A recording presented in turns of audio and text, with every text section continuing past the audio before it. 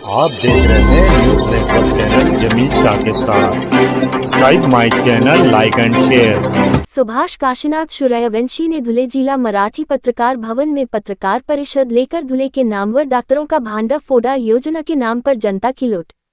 सब गोलमाल है भाई, सब गोलमाल है।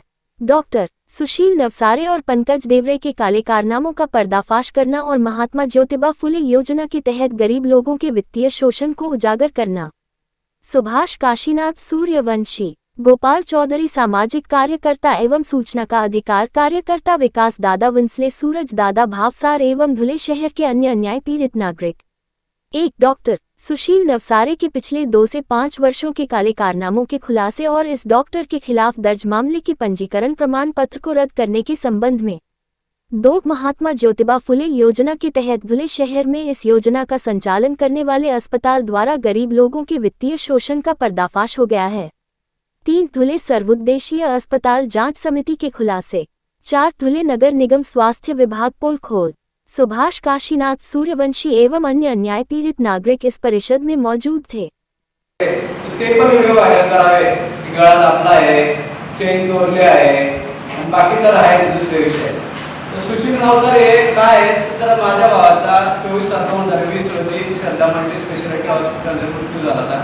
सुशील नवसारेच्या निष्काळजीपणामुळे सुशील नवसारे यांना आपण सगळ्यात पहिले भावाचा मृत्यू झाल्यानंतर धार्मिक विधी पार केल्यानंतर किती 15 ते 16 दिवशी मी त्यांना पत्रव्यवहार केला होता। हा पत्रव्यवहाराचा फोटो आहे, त्यांना त्या दिवशीचा पोस्ट पावती आहे माझ्याकडे।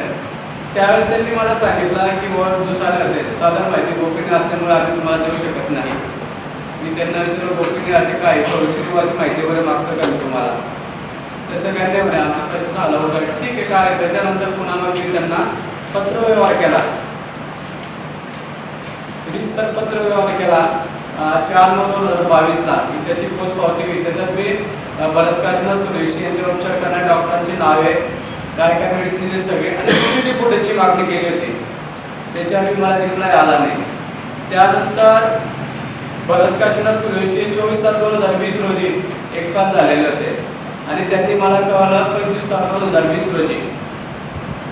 म्हणजे त्या दिवशी माझ्या भावावर यांनी माझा भाऊ 24 तारखेला मेलेला असतानाही 25 तारखेला माझ्या भावाला मृत दाखवून माझ्याकडनं पैसे पण उघडले आणि माझं जो इंजेक्शन होता त्याचा काळा बाजार मी केला। यांनी 50,000चा टॉक्लिझम नावाचं एक इंजेक्शन दिलेलं होतं। चौकशी समितीचे लोक काय सांगतात की सुभाष काशीनाथ सूर्यवंशी, भरत काशीनाथ सूर्यवंशी यांच्या फाईलवर स्टिकर नसल्यामुळे ते इंजेक्शन आम्ही दिलं नाही। याचे 2 पत्रव्यवहार आहेत।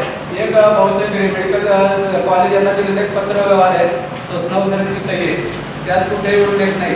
दुसरं पत्रव्यवहार करता हे महाराष्ट्र मेडिकल काउन्सिल आहे, त्याच्यामध्ये उल्लेख करतात की भरत काशीनाथ सूर्यवंशी यांच्या फाईलवर टॉक्लिझम स्टिकर नसते आम्ही दिलं नाही। म्हणजे याच्यावर तपास होते हा लबाडपणा कशा प्रकारचा माणूस आहे। यांनी मी पत्र दिलं होतं यांना अगदी 15 दिवसानंतर दिलेलं आहे। यांनी यांचं लिखित स्वरूपात पत्र आहे माझ्याकडे। आणि विशेष म्हणजे यांनी जे आता नियमाप्रमाणे कन्सल्ट डॉक्टर जो हा सगळ्यांनाच मेसेज स्टँडर्ड आहे आपण की नियमाप्रमाणे कन्सल्ट डॉक्टरने मृत्यू प्रमाणपत्र भरणे अनिवार्य असतं।